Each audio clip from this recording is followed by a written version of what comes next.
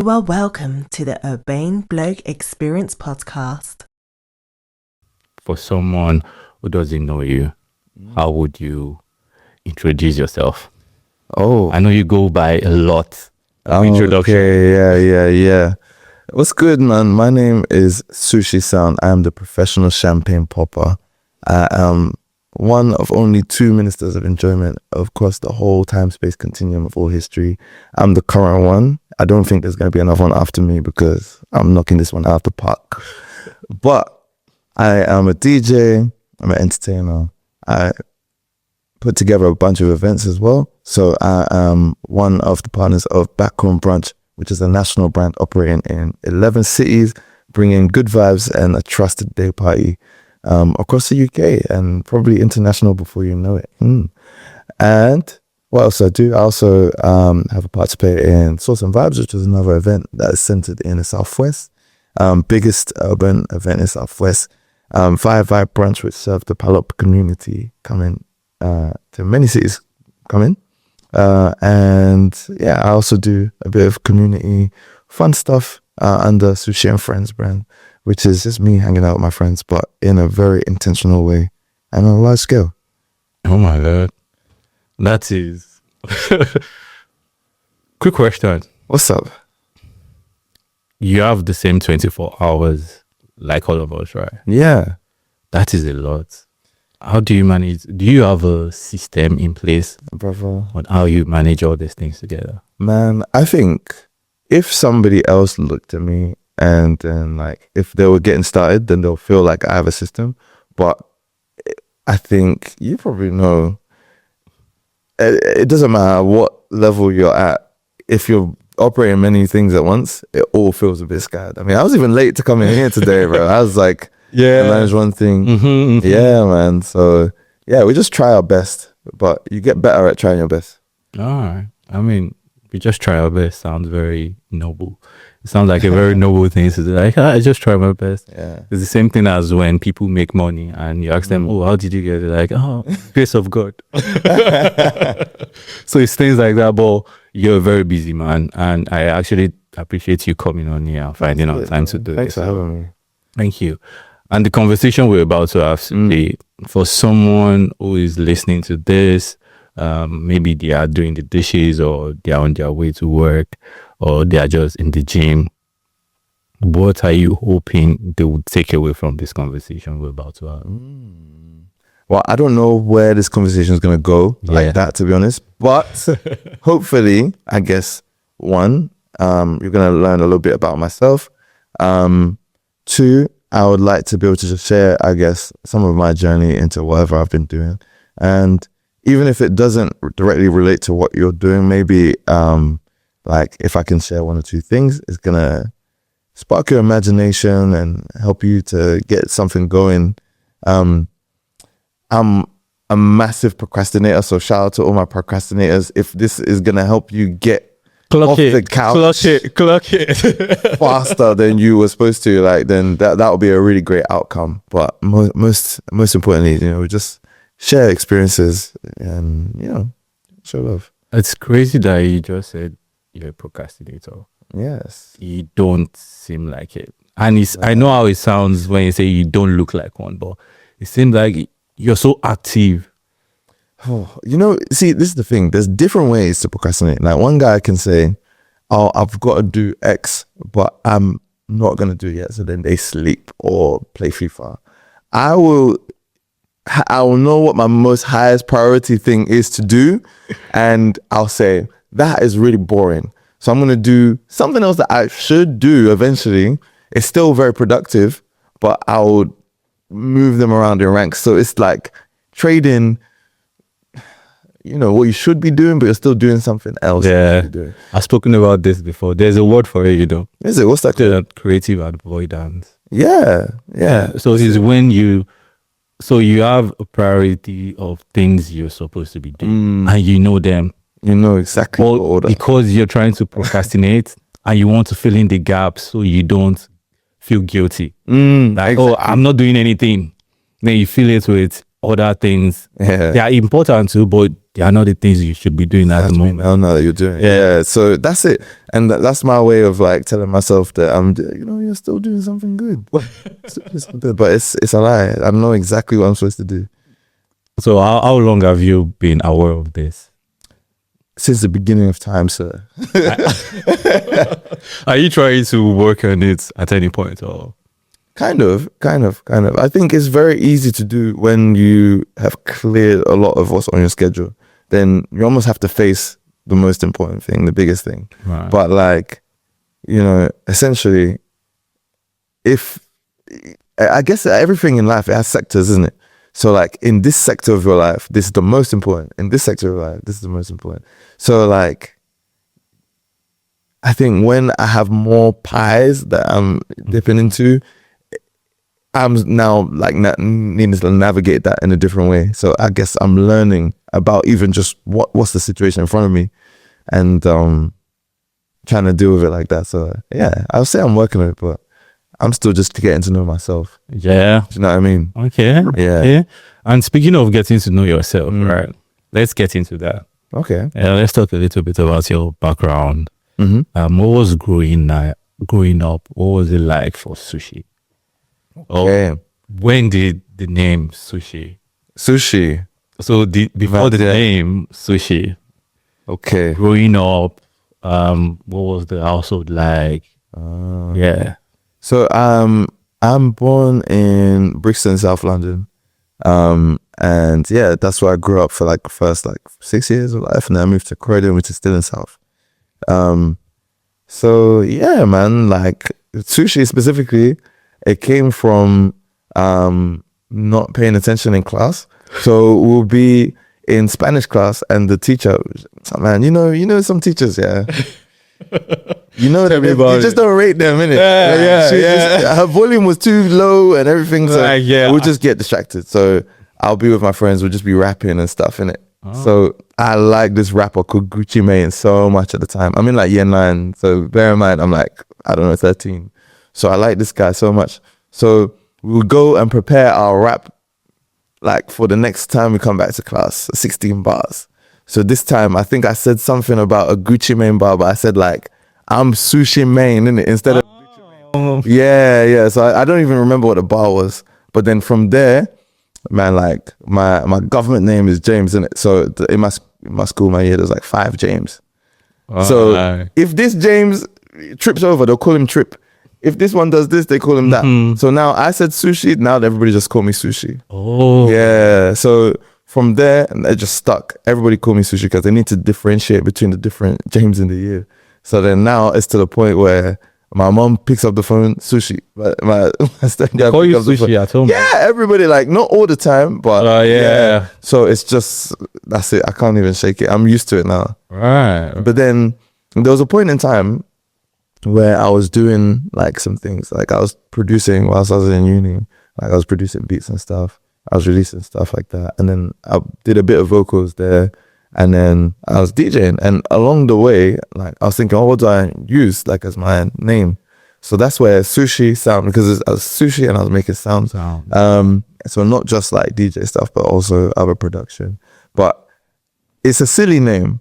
But I like the silly name because I feel like not every day take yourself seriously like that. Sometimes, you know, I wanted to see how far I can go, not taking anything too seriously, but having a city name as well, and seeing how serious people can call it. Yeah. So I want to be there, you know, with King Charles. It's like Sushi Sound, and like it looks silly saying it, but it means that I've actually made something of something that was literally nothing, you know. So that makes me happy. Like that was great.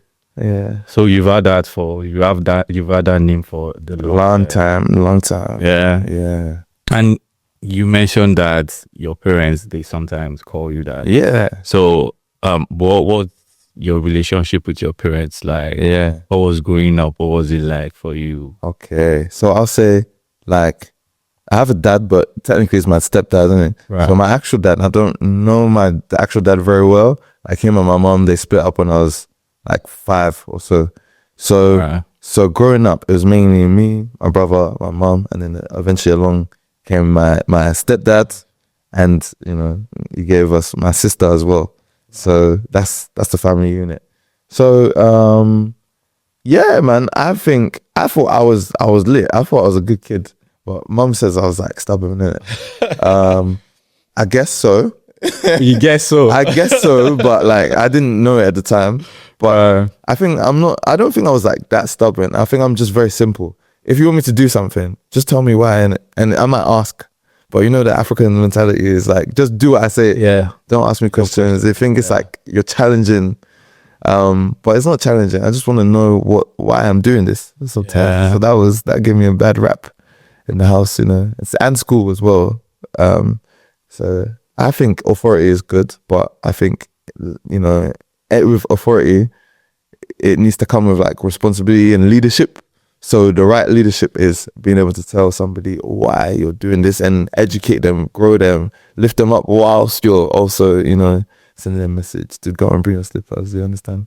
That is so true, and I agree to that 100%. I feel like the parenting style of our parents and generation was just do what I tell you to do. Don't ask me any question. That's it. Yeah, and the thing is, it has a long-term effect on people. That's it. Because you grow up to not.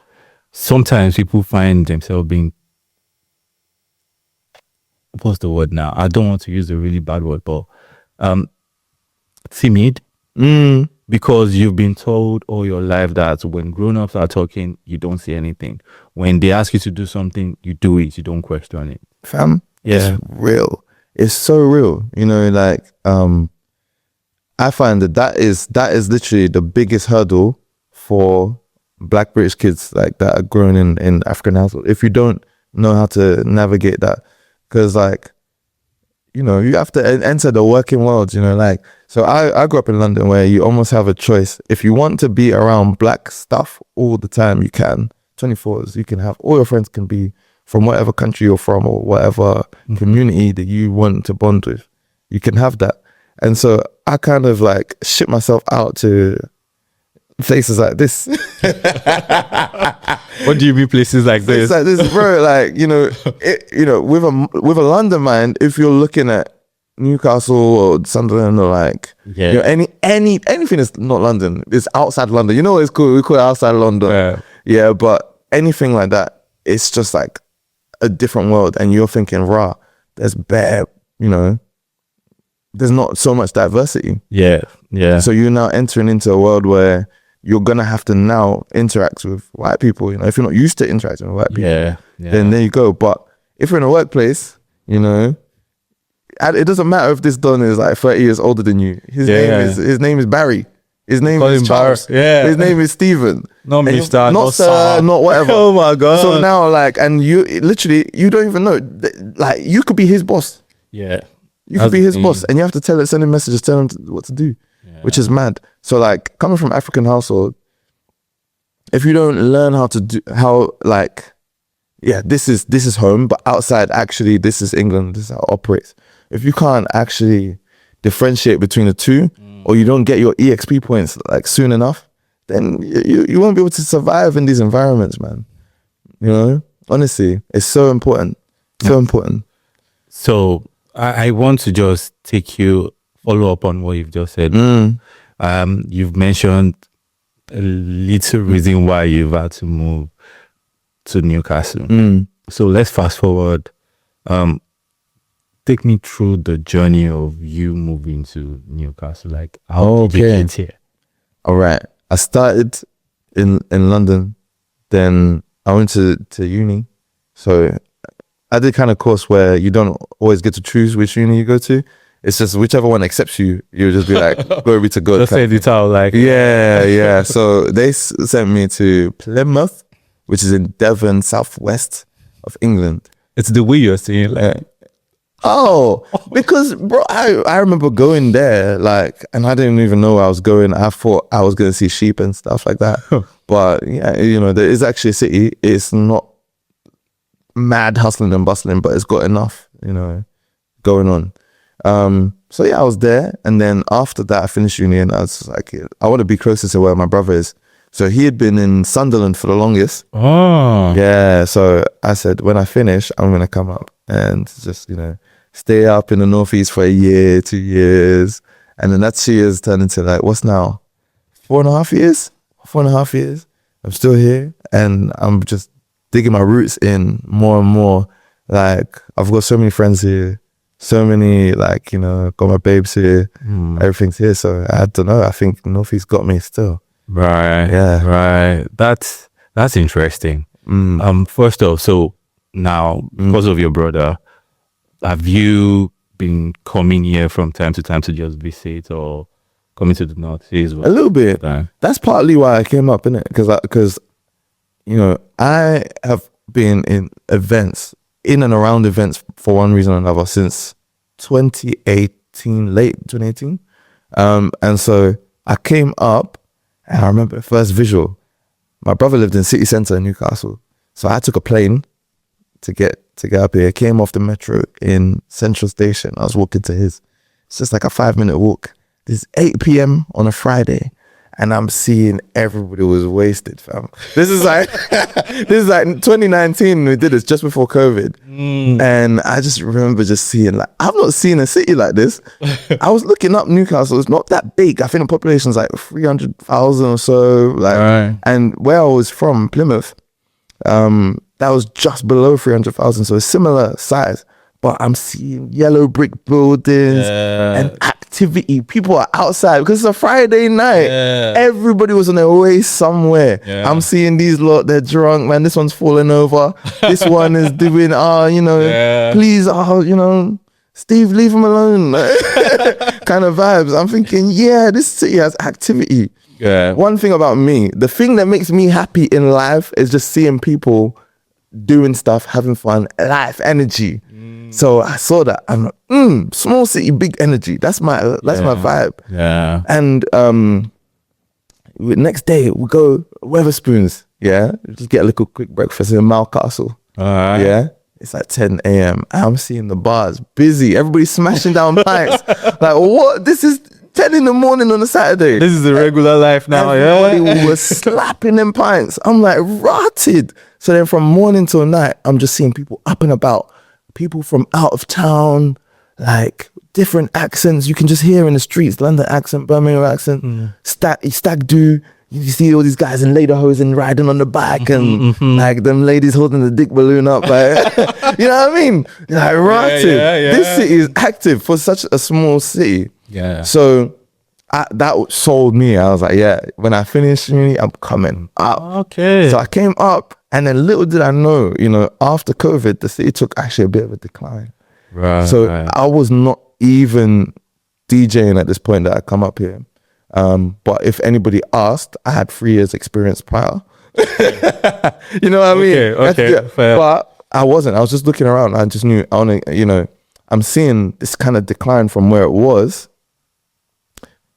Not as much spending.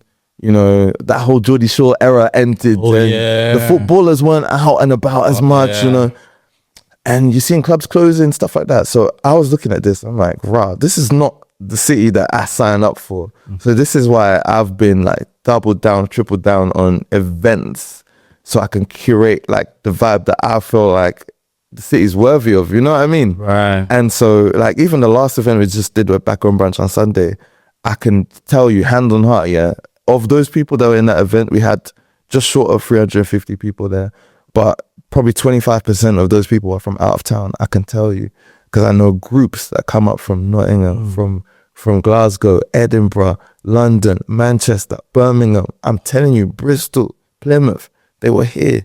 And that's the Newcastle that I saw when I come up. The place that's worth you coming and spending the weekend on your stag, your hen, your birthday, your whatever. That's the story. Everybody from like back a day that doesn't come to Newcastle anymore, they'll tell you stories like, oh yeah, I remember we came up for one weekend. It was like madness.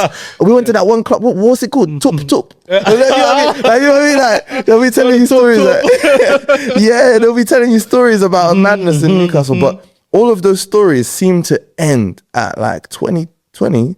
2021. Why are these mad stories? So I'm trying to bring all these war stories back. You understand? Yeah. That's what I'm on. It's crazy because when I was in Nigeria, I always watch Geordie Shore. Yeah. And I never thought I would end up in Newcastle. Fam, it's mad, isn't it? So coming to Newcastle, seeing all those places, I'm like, oh my God. Yeah. By the way, I think my favorites were Charlotte. I'm not sure of their names anymore. Sure, I didn't watch it like that, you know. I don't actually know Oh, the I characters. followed it. When did you come up to Northeast? That was 2022. Oh, Yeah, so I'm so like- you just missed it, kind of. Just a little bit. Yeah, pain, man. Yeah. Bro. So it was just interesting. Now, Yeah. I like the way you're talking about it. One could tell that you're very passionate about it. Very passionate. So you saw the dream. You had like the imagination. You saw what the gap. You identified the gap, and you're like, okay, yes, this is what I want to do. Well, I imagine you just coming and then trying to get your foot on the ground, get your balance, build a community, connect with people. It wasn't easy. No. Do you say it was easy or not? I'll What was say his journey like? the landscape was easy enough, but I was very intentional. So I moved up here in like September 2021. My first event was in February 2023. And yeah, in that time, I was just observing. I was observing and meeting people, just shaking hands. Like nobody would have known what I do or anything. They'll just know, oh, that's Sushi. He's fun. It's cool. I thought you were a rapper because I've seen your I was a little bit, kind of. yeah, I've seen your visuals where you were Oh, rapper. mad. Yeah. Are you going to go back to rap? Probably not. Probably not. Oh, really? Probably not. I mean, I can still dip my toe, but not really. Not really. All right. Yeah, I'm sorry, man. It's all right. We evolve, we grow out of things. It's all right. That's It's all not right. like grow out of, but it's like a respect because I think I know. I was doing music, but I looked at those who made it or those that are doing everything they can to make it, and I was like, am I willing to do those things? And the answer was no, so I stopped. Yeah. And that's okay. Do you know what? I think, we're here. This is Urbane Bloke. Yeah. Every so often we're going to drop some nuggets of wisdom or knowledge. Yeah. This is like one of the best things I've ever learned is to quit things that you're not going to actually blow doing. Like if you know you're not going to knock this one out of the park and you have other skills, other talents, other whatever. The truth is you only have 24 hours in a day. What are you going to invest it doing? Something that's going to go nowhere or something that's going to like make you a billionaire. So like quit. That's okay. Some people say, oh, don't give up give up. Give up, man. Bro. That's the best thing you can do because you can pick up something. They say like the only way you can catch something is by letting go of something. No. Unless you can grow third hand out your back. You can't grow that third hand out your back. Just let go of something, man. Go catch something. You get me? It's all right to give up, to be honest. Giving up is lit, man. Yes, I get what you Yeah. mean. Yeah. And I feel like there are some careers that they are quite jealous. Like it's going to be very difficult and challenging for you to maintain both of it. Yeah. Yeah, it's the same thing as say you're trying to be a musician and also an actor. Yeah. So it's going to get to a point where one will require more attention than the other. So you cannot equally grow and flow as both. And that's it. But you can look at it. You can say, because the thing is you can, but you need to almost look at it objectively. If I want to do this and this successfully, maybe I'm not gonna have a family life. Maybe I'm not gonna be able to hold like another like job that's gonna fund both of these. Maybe I need to actually make this thing make money or whatever. There's a system in which it works. And you need to ask yourself, are you willing to do those things, bruv? If the answer is no, then just, re-strategize. So I'm so much a music man, like so deeply a music man, like a music historian to some levels. But I thought, I wanna change the balance of how I'm doing it. I was doing something which was 90% creative, 10% like performance/output. Yeah. And that was good for me, like internally, but it wasn't moving towards goals fast enough. And I would say I started everything quite late. You know, I'm not one of those guys that's been a musician since they were 4 years old or whatever. You know, I'll be honest with you. You know, like right now I'm 30. I've been spinning DJ for like 3.5 years, bro. Oh, really? Do you know what I mean? But DJ bangs because for me, I said I wanted to go into doing more performance and less creation. So I can still be creative with it. I can still make a crazy mashup or things like that, but or do content and stuff like that. But the main thing that you're gonna have me for is to perform. And I think this is really useful for anyone who's doing creative stuff. Yeah, like you spend so much time in your world, yeah, when you're doing creation, where you think that what you're doing has value, but in a commercial world, it has zero value because you've not actually spent enough time putting it out. So as a musician, I was doing a lot of creation. I know what my skills are and this, that, but then people book me for a show and they'll think, oh, this guy, you know, he's just up and comer. He'll do it for free for exposure, this, that. Right. And I used to kind of get mad about that. Like, yo, like, you don't even know the time I spent, the money I spent. But the truth of the matter is, what am I going there to perform? Am I going to go there and perform a song that everybody knows, that they've all spent big money to make sure that they can come and see me? Or am I going to interrupt the flow of what's going on and try to sell myself and have a chance to do a pitch? So when you rejig it like that, you're like, so like there's one guy, shout out Fred Chike.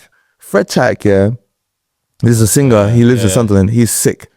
It's different. It's different. I love his performance. He is someone who understands that as an artist. He says, I'm going to perform a service and then I'll give you some of my own personal, like my own stuff. So he gives you what you need and then you find out that he's also going to give you something that you want.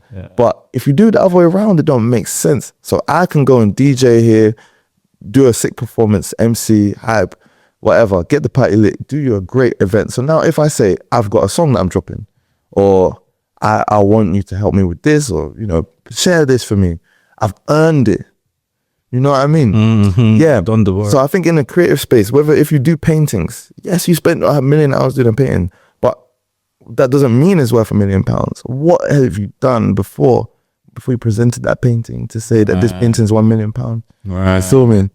It's a great thing that you just said now, because you actually do need to put your foot in the door. You need something to get you inside, get you in front of people that will actually recognize you. That's it. So that's it. Like, even for actors, for example, part of their early stages, they are reacting popular scenes. Yes, exactly. You know, they are recreating things that are well known.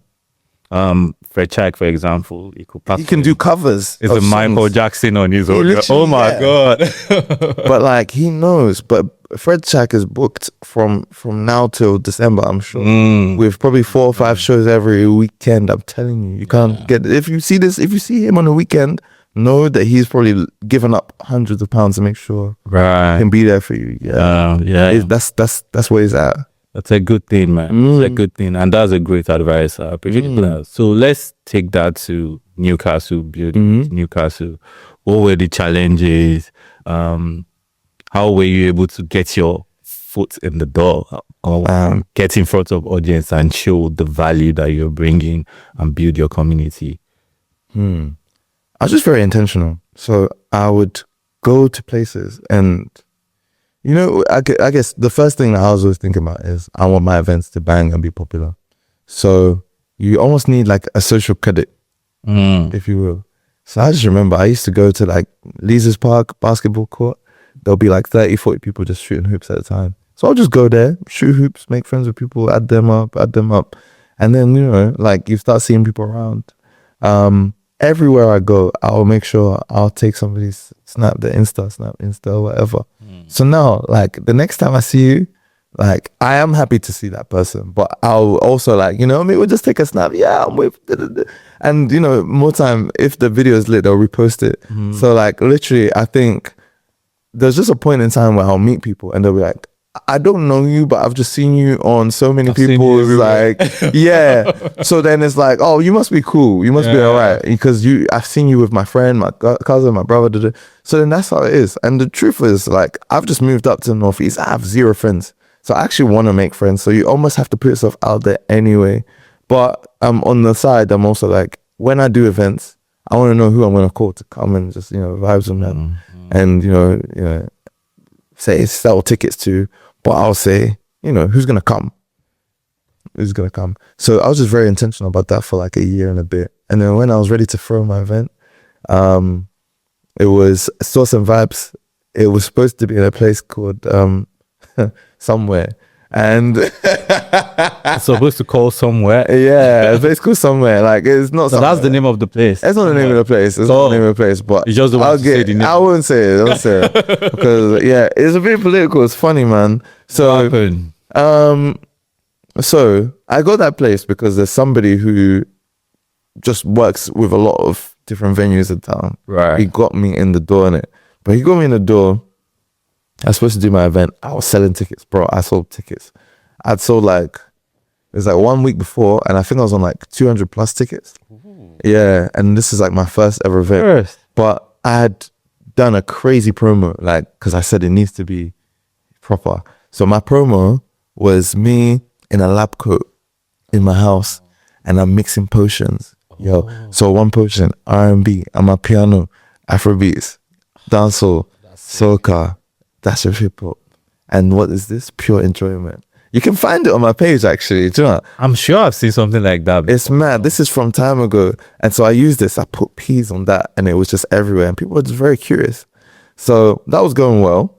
But because I'm from the Southwest, the Southwest culture is kind of like, well, because I was living in the Southwest, the culture is kind of like grimy, grungy. So you can put posters up anywhere you want, innit? Right. Yeah, on the streets. If you go Bristol, you'll see this stuff. You see street art, and you'll see posters to the next drum and bass rave. Anything will just be anywhere on the street.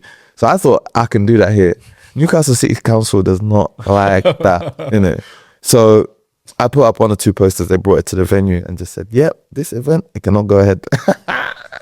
So I lost my venue. I had 200 tickets on a Saturday night. I lost my venue 1 week before. Oh my God. Yeah. So now I'm spending this week every night asking everybody, going around, driving around. Like, I know venues like anything. I've seen the most weirdest venue. Looking at it, I remember one place I was looking at when I was losing hope. It had like a deer's head on the wall and barrels everywhere. It was so old and it was cold. And I was like, man, I'm sure I can make it work, bro. You're desperate. Fam, anything. But there was one place that I was like, I can't put it there. But anyway, I still ended up having to put it in that place, innit? So I did it. That place, they told me the capacity was 250. And by the time I moved the venues to that place, I had just over 250 tickets. I was even like, oh, everybody needs to come on time. This, Right. but the venue was telling me it was 250. So I was thinking, if you sell like 300, Yeah, this should be fine. some people won't show up, Yeah. or they'll come so late that there'll be a rotation, etc. Brother, they were lying about the capacity of that place, fam. So it was 17 minutes past 11, and I went down to the door. I don't know why I went to the door, but I went down, and the upstairs was completely full. Everybody was there, ramped. And outside, there were 30 to 40 people with tickets. They saw me. So my brother's in the back. I had to try and get my brother through. But there's so many people with tickets that couldn't get in that day. But they were told to come on time, though. The start time was 9. Yeah. So that's, yeah. But that day, like, literally, they had to sneak people up the fire exit the venue because they had regulars, like, all sorts of stuff. Like, the floor was shaking, vibrating. But that day, like, it definitely was like a real shake up of the city that day, innit? So from there, I had my credit in it. So I did a couple events. They were good. If you do 3 events in the bounce and they're all good, they're all sold out, you're gonna be fine, innit? So from there, that was like me putting my foot down in the city, bro. Right. Yeah. So if you're doing something for the first time, it Yeah. could be terrifying. It could be scary. I mean, I'd done it before, but I did it in Plymouth. Yeah, I My mean, it's first a new time in place Newcastle. now, so you don't know. Yes, you sold the tickets, but Yeah. also it's like, I'm not sure how this night is going to go. You know? Bro, I knew it was gonna go sick because at the time, there's a lot of things that, you know, I can't confirm or deny if it's me that was a pioneer for it, but I know that I was definitely a major catalyst in it. Before this point, you would go to places, maybe you'll never hear anyone on a microphone. Never ever would you go out and hear a microphone. It's just a DJ. So that's one thing I'd been doing in my little gigs coming up to this point. I would spin and I would hype myself, and people were even booking me more as like an MC and hype man because nobody was willing to do it. So I know me and my team, my guys, we all love being on the mic. We all love doing it. So that's already an energy elevation from anything. Right. So I already knew we're a piece of cake. And, you know, in Newcastle at that time, again, I think I was probably very instrumental in the progression of the city. But at the time, you would not hear dancehall anywhere. Like, that's like Caribbean music, Jamaican music specifically. You wouldn't really hear dancehall. And there's a lot of good dancehall out there. If you're going out and you wanted to go to the regular places, you would hear, you know, let me hold you. You know, you'll hear like Sean Paul, you know. But that's it. Beyond Sean Paul temperature, you won't hear. So I knew, like, this music is powerful. So I want to be somebody who like pioneers that. So that was already, so I knew it was going to be good. I trust my guys. I trust that I know good things. I know nice things. So I knew it was going to be sick. I can't lie. I was just thinking, is this going to get shut down? Is it going to get shut down? Because like outside of the venue where we did it, there's actually like a big pole because in the middle of the city center, and there's cameras. They're like council like cameras in it. And I actually remember looking this camera in the eye, and it went from there and looked at the venue, like the door. And there was like there was a few times where there will be vans that go past, and they'll just stop outside, and they have cameras in the vans. Yeah, so all of this was going on. So I was just thinking, do not lock off my party, please. Don't lock it off. After that whole Flyers fiasco, yeah, but we thank God it went ahead. I made zero money because that venue taxed me hard. Yeah, they taxed me for taking the Saturday night off them and controlling it. Right. But I guess, you know, some people do hard business, but they tax me. But, you know, in the end of the day, I can still be thankful because they give me a chance to not cancel on my first event, lose credibility doing things like that, you know. So I had to go through. So yeah, we thank God, man. There are a couple of things that you said now that I've identified. There is a bit of self-belief in it, self-awareness. You mentioned, you know good things. Trust yourself for that. Is that something that has always been for you, or is something that you had to learn?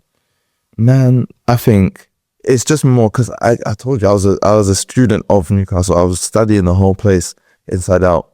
But I'm someone who I traveled the country to see what is the best vibe, you know, because I've always been an events guy before any sort of entertainment. It's always events. I like having people having a good time. That's what makes me happy. So I will travel to Birmingham, I'll travel to Manchester, go to London, go to this. So I've seen a lot of the good things that's going on, but we being in the Northeast, it took a bit of a time for the wave to come along to the Northeast of what's sick. So I essentially felt like it was, you know, going to be a piece of cake because all I need to do is just jump Newcastle 2 years into the future with something in it. I've already seen it done before. I know how to do it. Although I can take the best from these and put them together in a way that's different. So that's why I had that self-belief. But yeah, I won't say I have a mad self-belief in myself, but I am a good judge of like, where do I rank? You know, and that's why I quit being an artist, isn't it? Because I'm like, look, I have skills, I have what it takes to do it, but you know, but I need to do this, need to do that, need to do that. I'm, you know, about here. Yeah. And with this event thing, at the particular time, I'm like, it's not happened yet, but this is the best. This is the best here, for sure. One of the things people struggle with the most that I know, and I've experienced this myself, is, you know, when your intuition is telling you something and you're second guessing it. You know, and for me, my own experience is because I've said this before. It's because I feel like I don't have enough track records to back up my intuition. Yeah. So when anybody is trying to, when most people are trying to start something new or try something, so they have it all figured out in their head. They could see it, they've observed, they have a proper plan, but when it's time to actually execute, now your intuition is telling you go this way, and you're starting to second guess it. Sometimes it could result to inaction, it could result to just stepping back. So what advice would you give for someone who's trying to start something and having that back and forth with their intuition? Man, it's not all me like trusting myself. I've been very lucky that in pretty much all my ventures, I've always had a team. And you'll find that your energy is gonna be up or down, like your confidence is gonna be up or down. But if you have a teammate or somebody or some people that you work with that are 100% locked in on the same goal, dream as you, then when you're down, they're still up and they'll check you. You know, I think that's one of the best things I can ever say. Like if you're somebody who doubts yourself, if you're somebody who, like we pretty much all do, but there's degrees, I guess. But if you're someone who doubts yourself, have somebody else that is in it with just as much at stake as you, and they'll pull you up. Sometimes. So I think that's my story, me. I mean, I get what you're saying, and to a level, I understand the importance of not just a team, surrounding yourself with like-minded people, people that are on the same journey with you. But for someone who feels like they don't even have the resources to have a team around them, just sometimes, you know, your team could be telling you what to do, but also it gets to a point where for you as a creative, right, you have to be locked in with your intuition. You know, sometimes even when people don't see that vision, it is you know what you're seeing, and your gut feeling is telling you to go this direction, and you are locked in on it. For some people, it's a bit challenging. They don't have the agency to make that decision and go with it. Everything can always be broken down to smaller steps. So I think what can make something feel like a mountainous task is if you look at it and you're like, how am I going to get from here to there? But all you need to do is get from here to there, and then from there to there. So it's good to have your long-term goals in your mind, but really and truly, it's just one at a time. It's looking at the whole journey ahead that feels overwhelming. You know, I don't think there's anybody who ran a marathon that looks at how many miles is it? 26? It's a lot of miles. 23 something now, bare miles. Yeah, they look at that. And do you think that they started on the start line thinking, oh yeah, piece of cake? Never. Right. But, you know, they do one step at a time, and all right, it's been a mile. It's been 2 miles, 3 miles. I'm still feeling okay. Okay, it's been 10 miles. I'm feeling a bit down, but, you know, I'm still moving. And before you know it, they finished. That's really how anybody's ever achieved anything great. You think anybody's looked at the end point and said, I'm going to just take a rocket to that point? It's mad. It's literally crazy. So you got to break it down to chunks, man. I think that's the only way you stay sane. Thank you for that.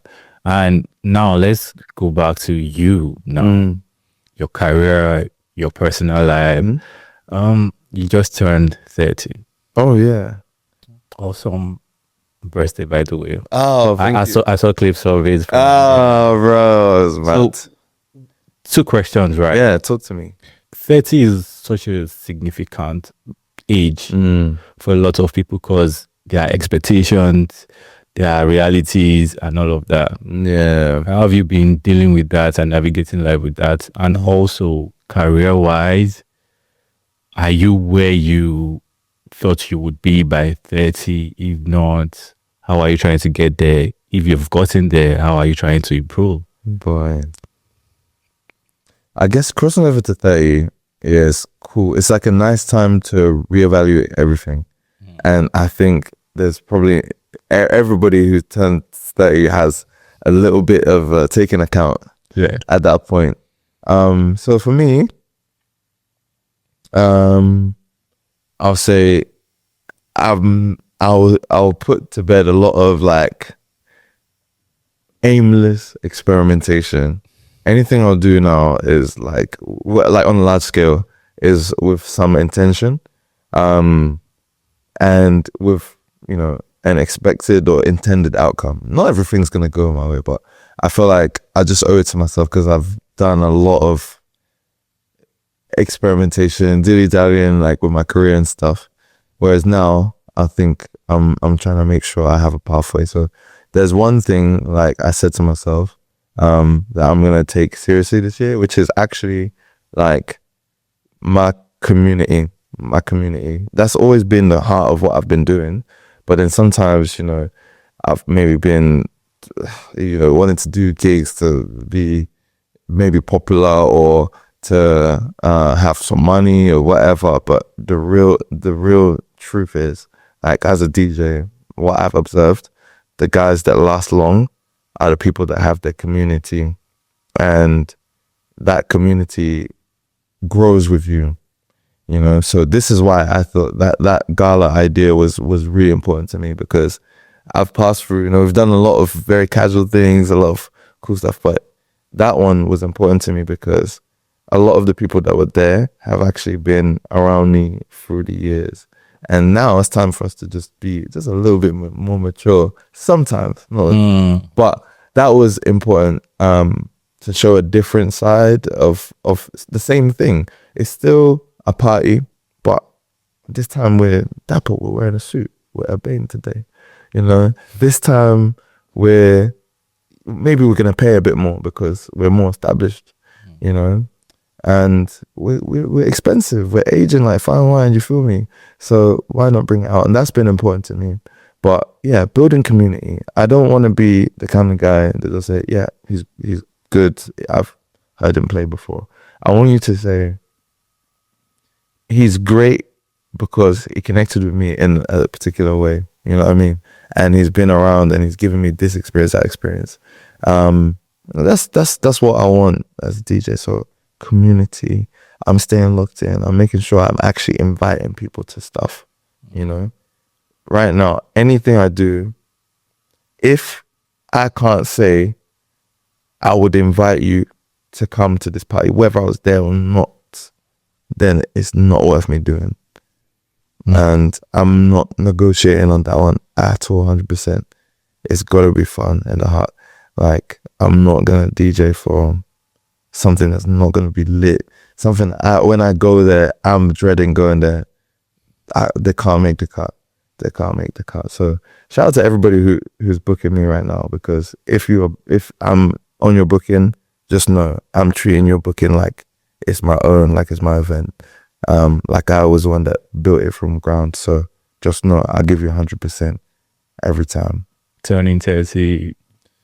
What were your imaginations growing up? Man, bro, I was supposed to be a multi-millionaire with, you know, with 40 children. Right. Yeah, and yeah, Living the life. A mansion on the moon. Right. That's what I thought. But, you know, let's be honest, man. I think one cool thing about it is, as you get a bit older, then you realize the things that matter the most.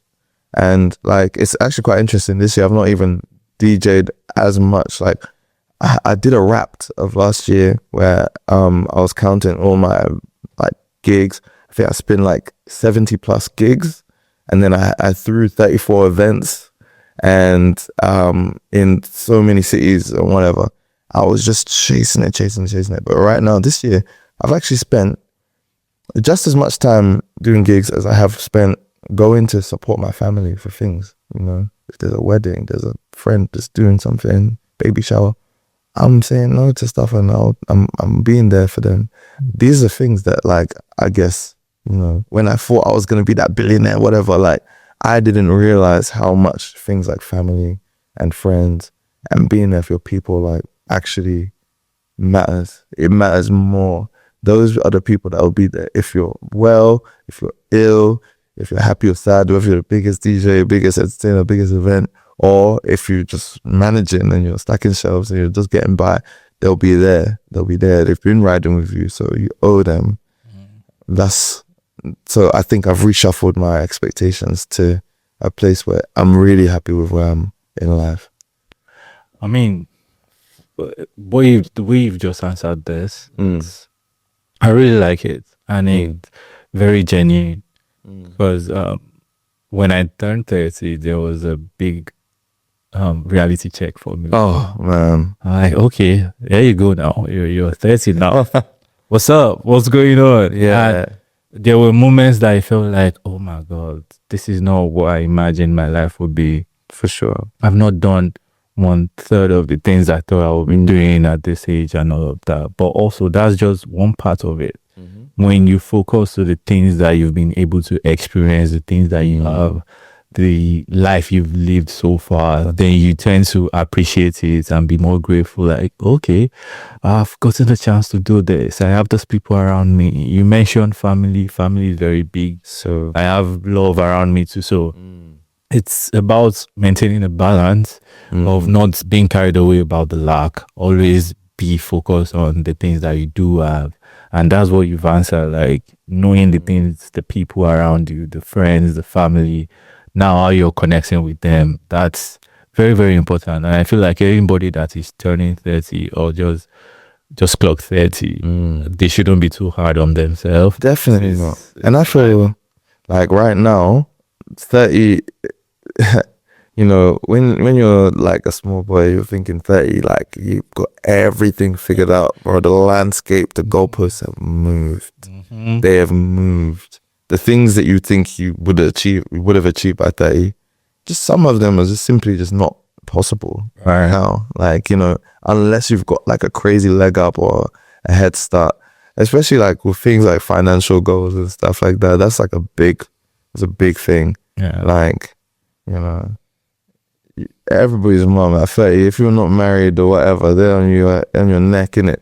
Yeah. But man, you just do it when it's time to do it, man. There's no norm. Whatever their norm was, not the same as ours now. Yeah. Just do your thing. That's the most important. I think so anyway. I hope so. Yeah. I mean, you're right. Yes. I think it's so it makes absolutely no sense to be using another person's life or expectation as a yardstick to live your own life. That's it. You know, so it's about sitting on your own goals, your reality, how life has been for you. So it's just it. 100, man. And at the end of the day, I think a lot of people are clocking it now. They are coming to the realization, like, I'm not going to live my life for you. At the end of the day, this is my life. I'm going to get married when I want to get married. I'm going to have kids when I want to have kids. Yeah. The way you feel about it has zero input to the decision I'm making. So unfortunately. Yeah. So unfortunately. I think people should take that out more. Yeah. And still be respectful, but you just have to put that in yourself. Yeah. Yes. Talk your no, but be respectful about your no too. So yeah. That's it. Yeah, it's been it was a struggle with my mom. I'm not going to lie. My mom she's a typical Nigerian woman. So there were expectations. And I love that. Yeah. And she's used all the weapons that she could use. Oh my God. Emotional, like everything. Just like, I'm getting old now. That's it. I want to carry my grandchild. Okay. We love moms. Yeah, well, yeah, we love you though. We know it's coming from a place of love, but yeah. But that, you know, I think this is one thing that I'm starting to just like understand a little bit more. Like, you know, fam, you're just in it, you know, your parents gave birth to you, innit? So they want to show you off, man. Yeah. That's where it comes from. They want to be proud of you. So they're just like rooting for you so hard that it turns into like a frustration. But it's coming from a good place, man. At the end of the day, yeah. That's good, bro. Yeah. So this will be like it's a final question, but it's very robust. So there's someone out there that is going to listen to this. Okay. They're trying to start a journey in their life. You know, you've taken a major decision, a life-changing decision. The steps you've taken, relocating to a new place, building a community, starting, observing, planning, creating, connecting, all of those things. It sounds awesome when you put it together the way you're talking about it.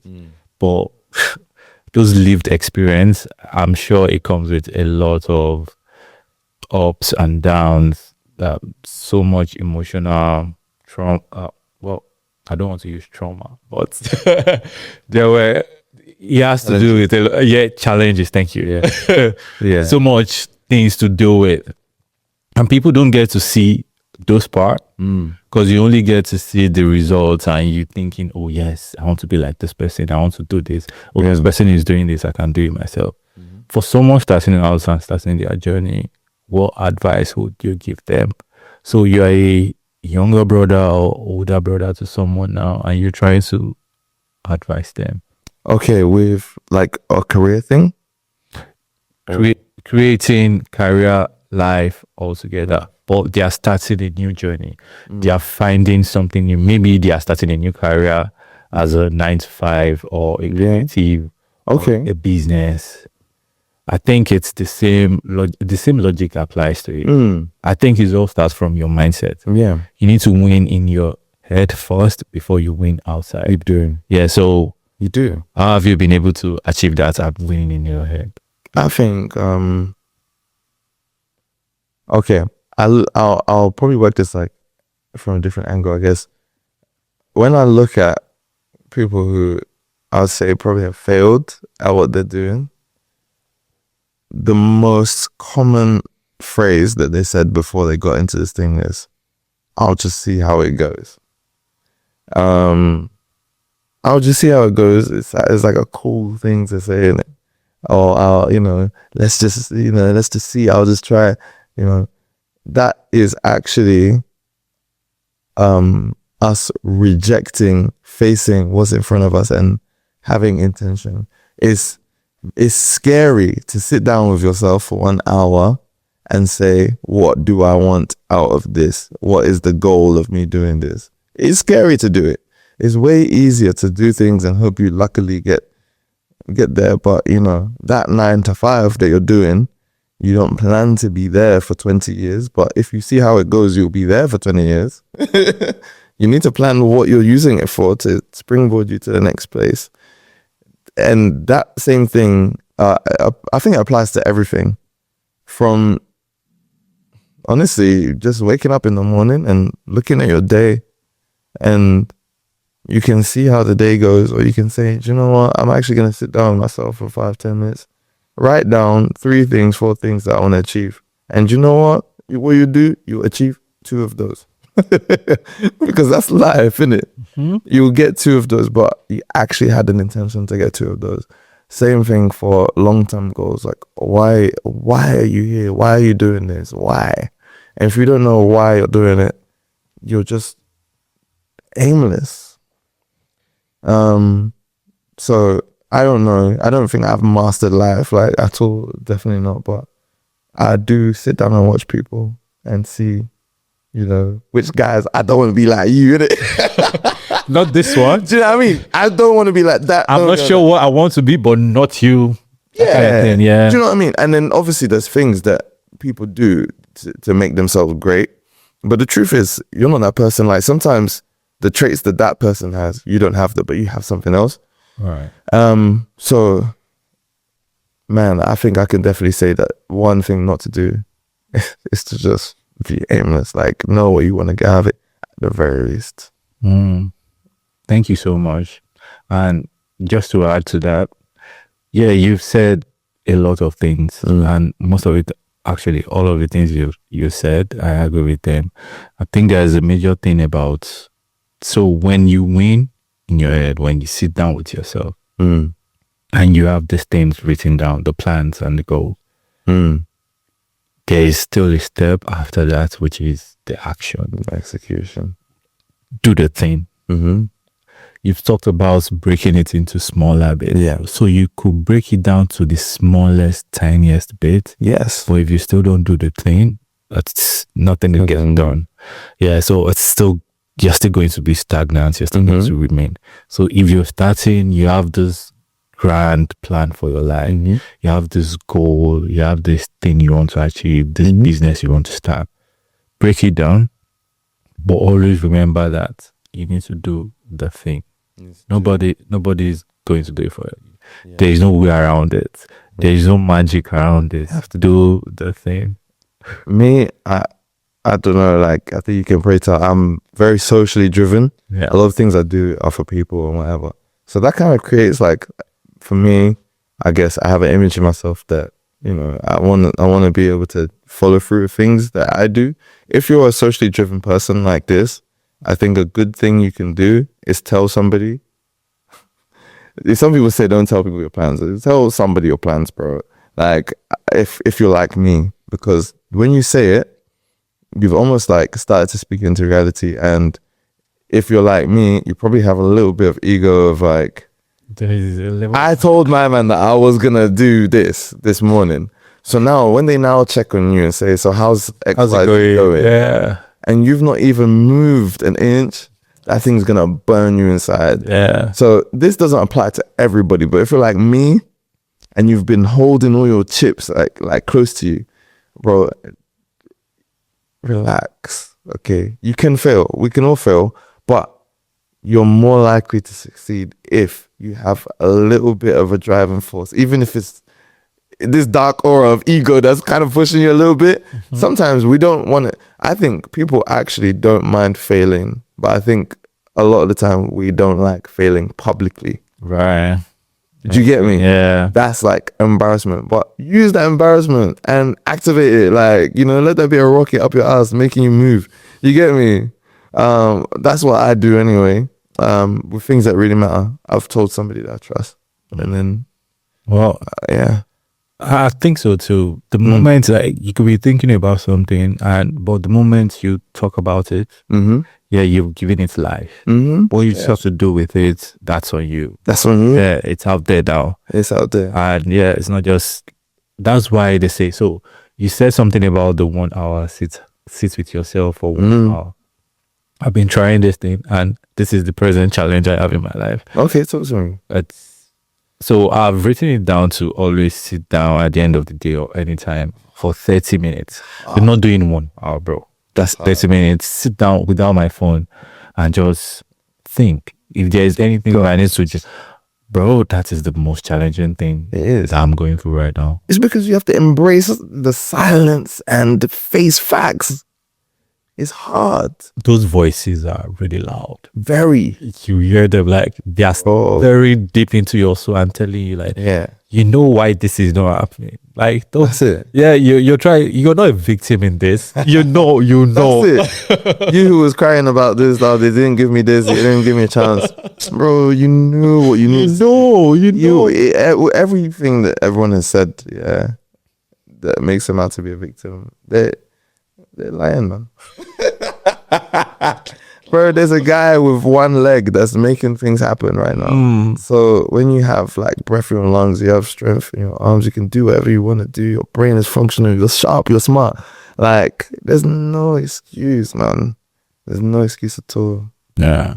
Thank you so much. And thank you for coming on this pod. I really appreciate you coming. I enjoyed the conversation. It's very insightful. I've learned a lot. You've learned? Yeah, honestly, like you've said a lot of things that I'm going to go home now and think about. Like, okay, one thing definitely I'm going to be observing a lot. Yeah, because I tend to be someone who is very.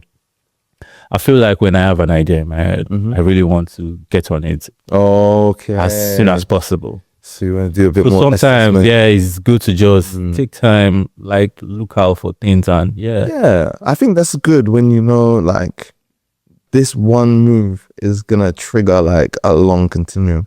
You know, there's sometimes where you don't need to do that somewhere. There's not so much at stake, but when you're taking like a big direction change, man, I think it's definitely worth it. You owe yourself. Yeah, thank you so much, man. And this one is on a lighter note. What is the most exciting?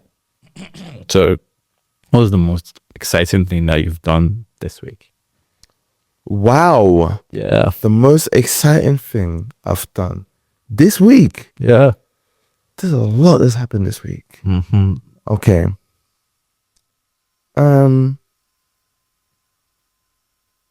Just tell us one of it. One of them. Yeah, just one is enough. Okay. We're not greedy.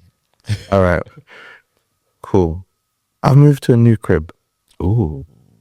I moved to a new crib. And it's been really nice because it feels like a new chapter for me. There's something about it. Like, I've literally come back from just cleaning and like mowing the lawn and stuff, making sure the last place is fresh, going into this new place. But I've not had a reset for a while. It's been very rejuvenating to move into a new spot. I think there's people who listen to this that can really like deep what I'm saying. I can't explain it fully in words, but it feels like, you know, I've just turned 30 like it's like a month ago or so. And now I'm in a different place as well. It just feels like we've gone up a gear. So I'm excited for what's to come ahead. But really and truly, I've just moved a bunch of boxes and stuff. That's really what I've done. But the feeling behind it is beautiful. All right. Right. Congratulations, right? Thank you. Yeah. And for someone who is, you're the energy guy. Your energy is always like up there. Yeah. How do you reset? Reset. Yeah. Energy guy.